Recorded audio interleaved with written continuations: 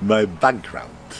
My background is that I was born of a mother, like you, and grew up in a family, more or less like everybody else. I went to learn, in my case, I went to study medicine. And it taught me some things, and I also studied psychology, and it taught me some things. But then I went into the jungle, and I studied with what people call curanderos, Americanized shamans. And it untaught me some things that I had learned.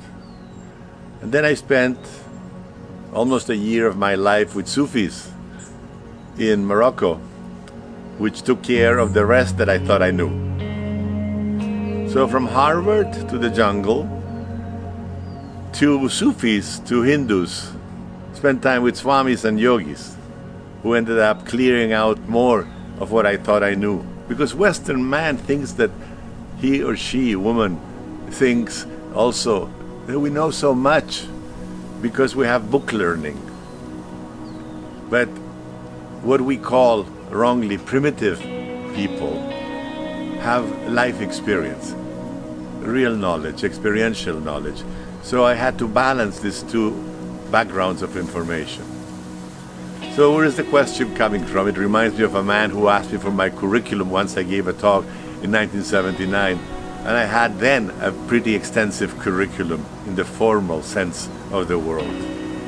But I don't pride myself of a curriculum in a world of ignorance. And I don't pride myself of a curriculum in a world of infinite knowledge in which I am still learning. Because I live in nature, I live on a farm, I live in a place that teaches me every day something new. Every time I go and feed the birds, I am a little hesitant that a bird can fly out. It's teaching me something new. Every time I deal with the puppies, I get a new scratch.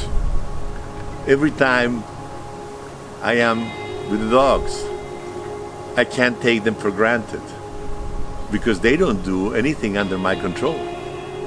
So there is a world that we think we control in our background and a world that we think that we are under its guidance.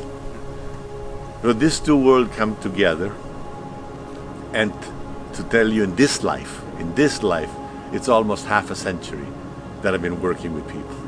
Not yet, but a few breaths away, which hopefully will come.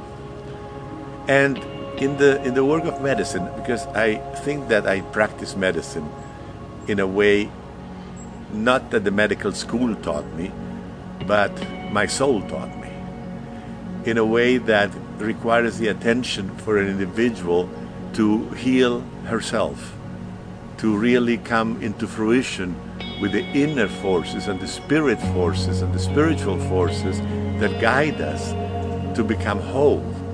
The word wholeness and halos and healing are the same word, are the same root. And unfortunately, modern medicine is so afraid of lawsuits and so afraid of not doing it right that it forgets sometimes to look into the eyes of the patient. And sometimes the solution to the problem is much simpler than just giving a pill.